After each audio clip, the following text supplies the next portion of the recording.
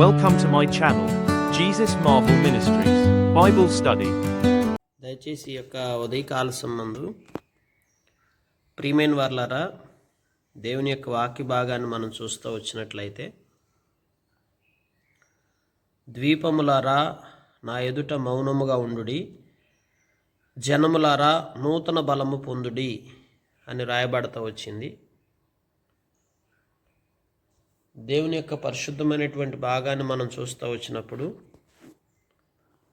ఆయన సన్నిధిలో ఆయన బిడ్డలముగా ఎల్లప్పుడూ నూతన బలాన్ని పొందుకోవాల్సినటువంటి అవసరం ఉంది. నిన్నటి దినం చూస్తూ వచ్చాము, పక్షిరాజు వలె సొమ్మసిల్లక పరిగెత్తేటువంటి విధంగా యెహోవా కొరకు ఎదురు చూచేవారు నూతన బలాన్ని పొందుతారని పరిశుద్ధ గ్రంథంలో చూస్తూ వచ్చాం. అయితే ఇక్కడ ద్వీపములతో మాట్లాడుతున్న మాటను చూడొచ్చు. నా ఎదుట మౌనముగా ఉండుడి, ద్వీపాలను మౌనంగా ఉండమంటున్నాడు. జనములారా నూతన బలం పొందుడి అని చెప్పబడుతూ వస్తుంది. కొన్నిసార్లు దేవుడు కొన్ని అనుభవాల్లో కొన్నిటిని మౌనంగా ఉండమని చెప్పటం జరుగుతుంది. దేవుడు మాట్లాడమన్నప్పుడు మాట్లాడాలి, దేవుడు మౌనంగా ఉండమన్నప్పుడు మౌనంగా ఉండాలి, దేవుడు ముందుకు కొనసాగమన్నప్పుడు కొనసాగాలి, దేవుడు ఆగిపోమన్నప్పుడు ఆగిపోవాలి, దేవుడు చేయమన్నప్పుడు చేయాలి, దేవుడు వద్దన్నప్పుడు దాని జోలికి వెళ్ళకూడదు. ఏ అనుభవం అయినా మన సొంత ఆలోచన చొప్పున జరిగించకుండా దేవుని చిత్తములో దేవుని ఆలోచన చొప్పున మనం కొనసాగేవారిగా ఉండాలి. అందుకే ఇక్కడ ద్వీపములకు వచ్చేసరికి మౌనంగా ఉండమని దేవుడు చెప్తుంటున్నాడు. దేవుడు ఈ సర్వసృష్టిలో ఉన్న ప్రతిదానితో మాట్లాడతాడు. పర్వతములతో మాట్లాడతాడు, ద్వీపములతో మాట్లాడతాడు, భూమితో కూడా మాట్లాడతాడు ప్రియులారా. ఎందుకంటే ఈ సృష్టిలో ఉన్న ప్రతిదానితో దేవుడు ఆజ్ఞాపించిన మేరకు అవి చేయగలుగుతుంటున్నాయి. కొన్నిసార్లు అనుకుంటాం, అవి ఏమున్నాయి, వాటిల్లో నిర్జీవమైనవి కదా, వాటిల్లో ఏ జీవము లేదు కదా అని. మనలో జీవాన్ని నింపిన దేవుడు దేనిలోనైనా మాట్లాడగలడు, దేనిలోనైనా జీవాన్ని నింపగలడు. గాడిదకి మాటలు ఇచ్చి బిలాముతో మాట్లాడించిన దేవుడు మన దేవుడు. ఎలాగొచ్చినాయి గాడిదకి మాటలు? కనుక ఈ లోకంలో దేవుడు సమస్తమైనటువంటి సృష్టితో మాట్లాడుతూ ఉంటాడు. అలాగనే మనుషులతో కూడా మాట్లాడతాడు. అందుకే వారు నా సన్నిధికి వచ్చి మాట్లాడవలను.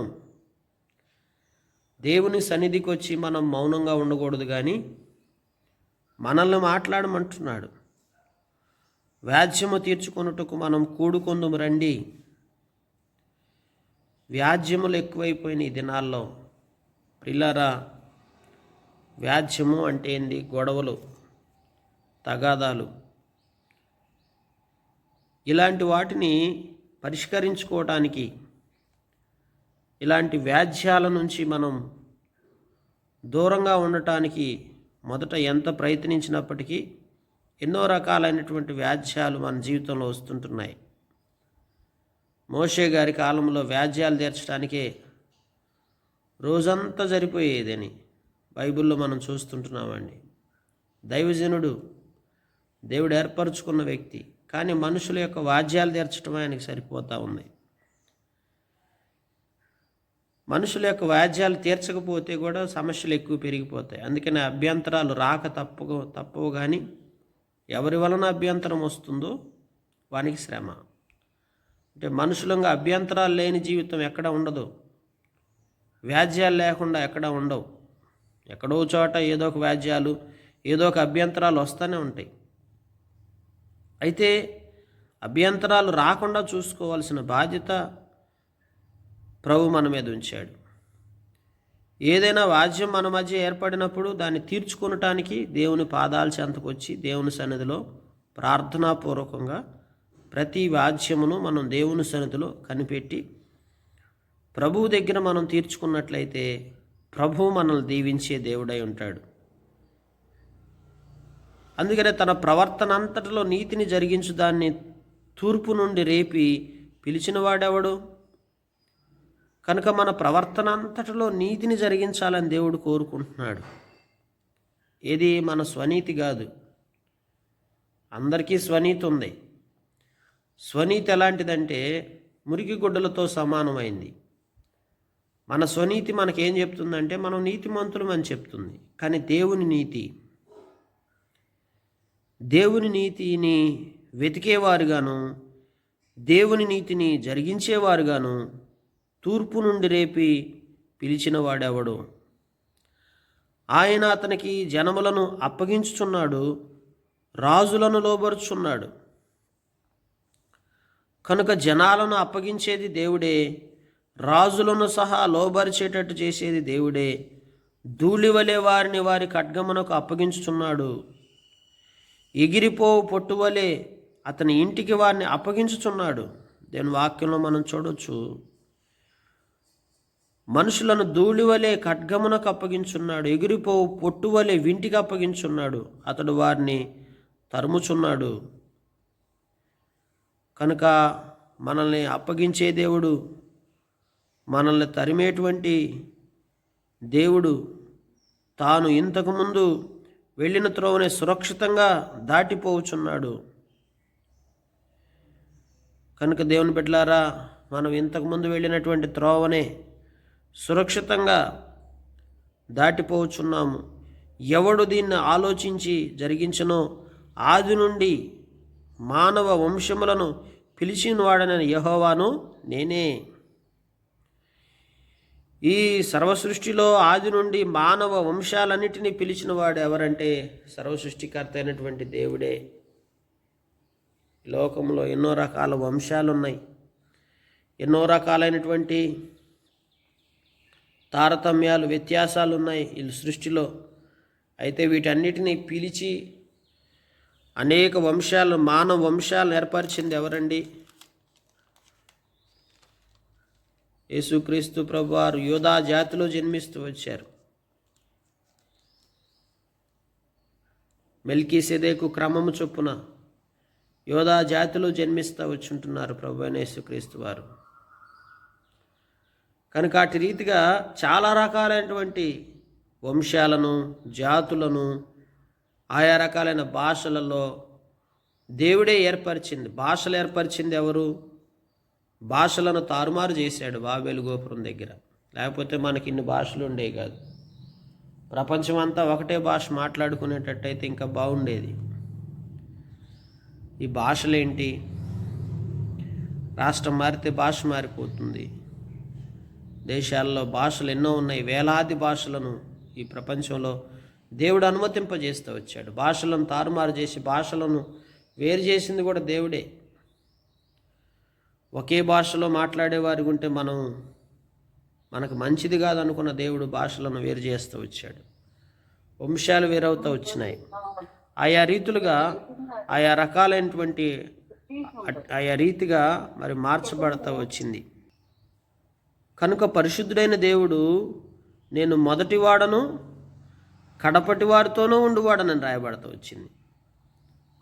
దేవుడు ఎవరండి? మొదటివాడు, కడపటి వారితో కూడా ఉండేటువంటి దేవుడని రాయబడుతూ వచ్చింది. అందుకే అంటాడు, ఆదియు అంతము నేనే, మొదటివాడను కడపటి వాడను.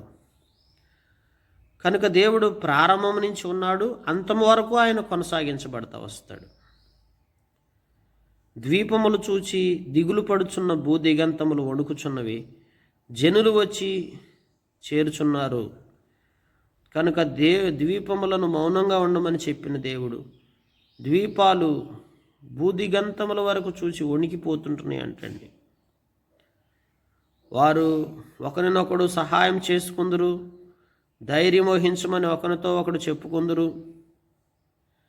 కనుక మనం ఒకరికొకడు సహాయం చేసుకునేవారుగా దేవుడు మనల్ని చేస్తూ వచ్చాడు. ధైర్యం వహించమని ఒకరితో ఒకడు చెప్పుకునే విధంగా మనల్ని మనం ధైర్యపరచుకోవటం దేవుడు మనకు నేర్పిస్తూ వచ్చాడు. అతుకుటను గూర్చి అది బాగుగా ఉన్నదని చెప్పి శిల్పి కంసాలని ప్రోత్సాహపరచును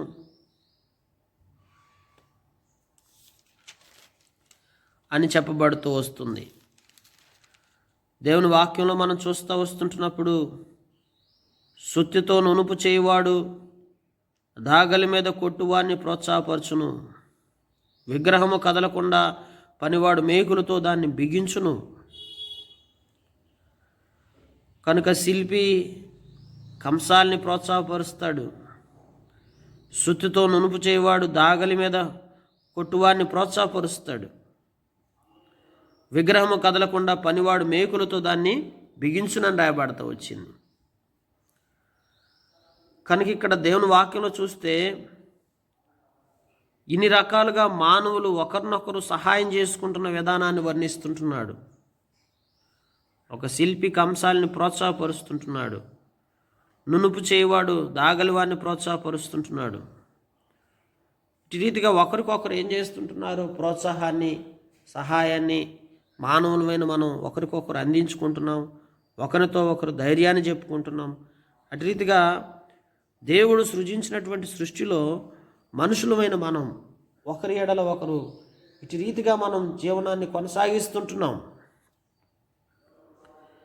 అయితే ఇక్కడ దేవుని వాక్యంలో మనం చూస్తున్న భాగాన్ని చూస్తుంటే, నా సేవకుడైన ఇశ్రాయేలు, నేర్పరచుకున్న యాకోబు, నా స్నేహితుడైన అబ్రహాము సంతానమా. దేవుడు ఇశ్రాయేలుని పేరు పెట్టి పిలుస్తుంటున్నాడు. స్నేహితుడైన అబ్రహాము సంతానమా, భూదిగంతముల నుండి నేను పట్టుకొని ఒక కొనల నుండి పిలుచుకునేవాడా, నీవు నా దాసుడువై నేను నిన్ను ఉపేక్షింపక ఏర్పరచుకుంటున్నానియు. దేవుడు మాట్లాడుతున్నది ఏంటంటే, కొనల నుండి నేను పిలుచుకొచ్చాను, నీవు నా దాసుడవు, నేను నిన్ను ఉపేక్షింపక ఏర్పరచుకొని ఉంటున్నాను, నేను నీతో చెప్పి ఉన్నాను, నీకు తోడై ఉన్నాను, భయపడకుము, నేను నీ దేవుడినై ఉన్నాను, దిగులు పడకము, నేను నిన్ను బలపరుతును, నీకు సహాయము చేయవాడును నేనే, నీతి అను నా దక్షిణ హస్తముతో నిన్ను ఆదుకొన్నును. దేవుని వాక్యం చెప్తా ఉంది.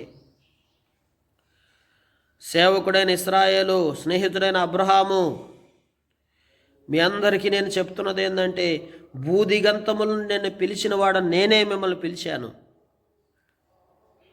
దాసుడవనియో నిన్ను ఉపేక్షింపక ఏర్పరచుకున్నాను, నేను నీకు తోడై ఉంటాను.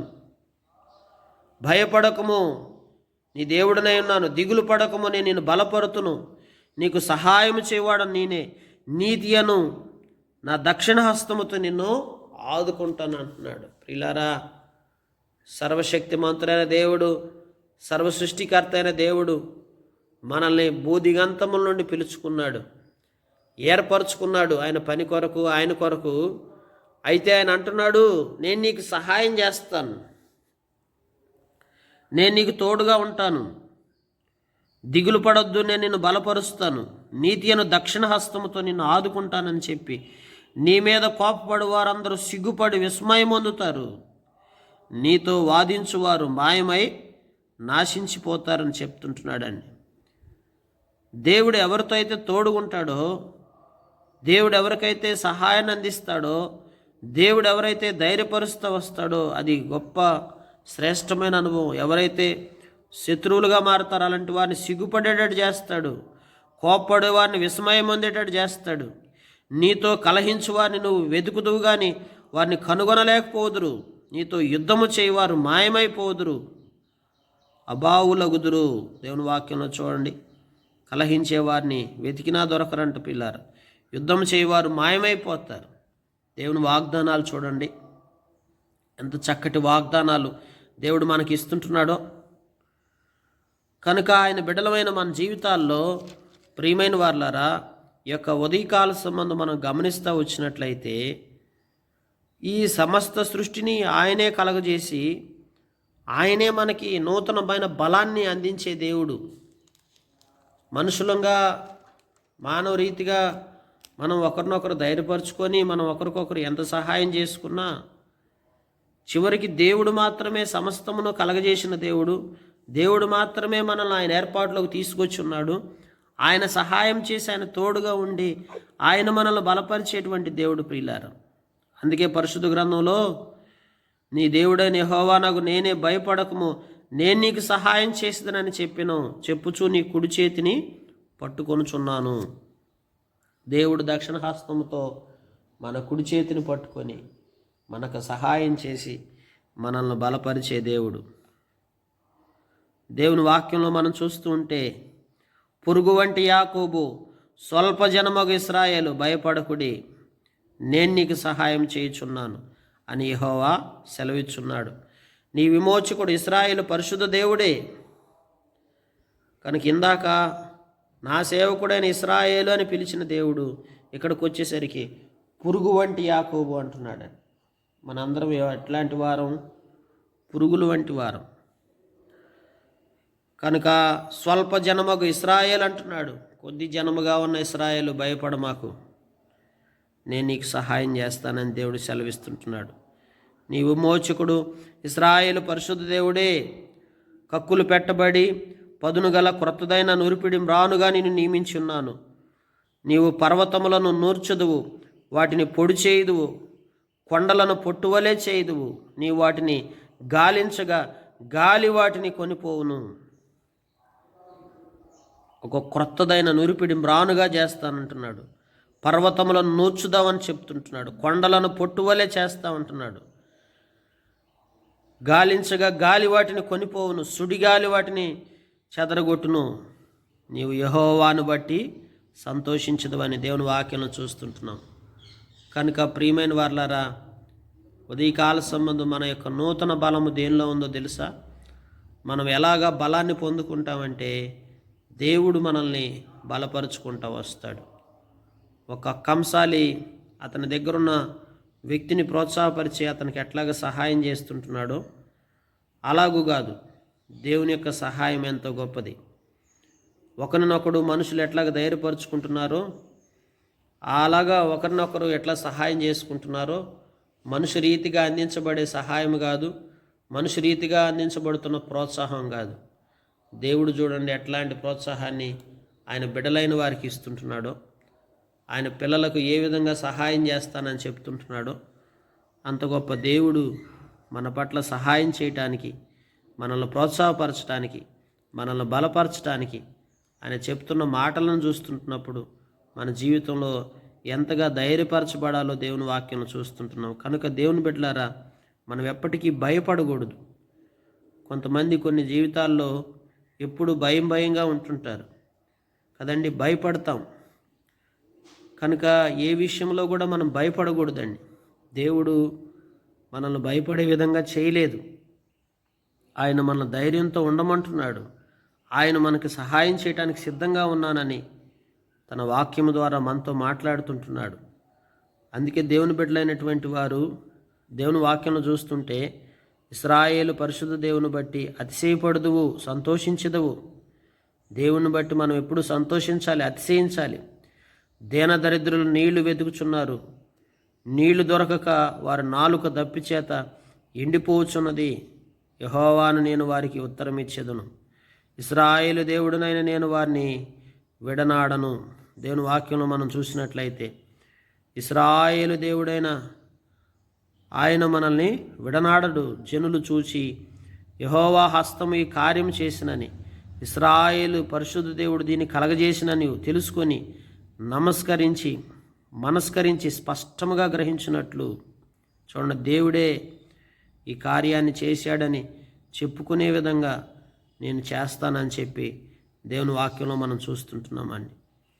చెట్లు లేని మెట్ల మీద నదులు పారజేస్తాను, లోయలొద్ద ఓటలను ఉపకజేసేదను, అరణ్యమును నీటి మడుగుగాను, ఎండిన నేలను నీటి బుగ్గలుగాను చేసేదను. దేవుని వాక్యం చూస్తుంటే,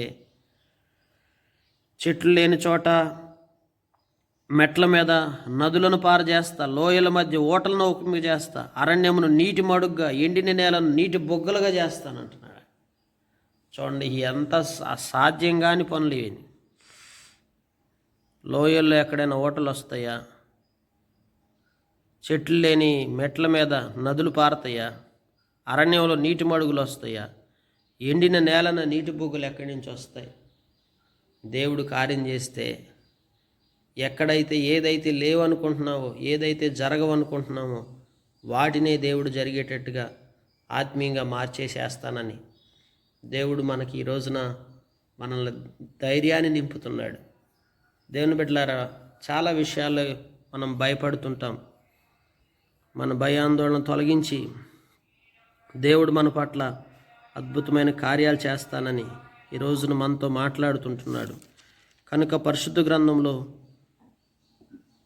దేవుని బిడ్డలమైన మనం మన ప్రవర్తన అంతటిలో నీతిని జరిగించుచు ఆయన సన్నిధిలో మనం ఎల్లప్పుడూ కూడా ఆది నుండి వంశాలను కానీ అన్నిటినీ కూడా ఆయనే సృజించి మానవాళి అంతటిని కూడా ఆయనే కలగజేసి ద్వీపములను సమస్తమును ఆయన కలగజేసి ఆయన ఏం చెప్తుంటున్నాడంటే మనకు ధైర్యాన్ని ఇస్తుంటున్నాడండి.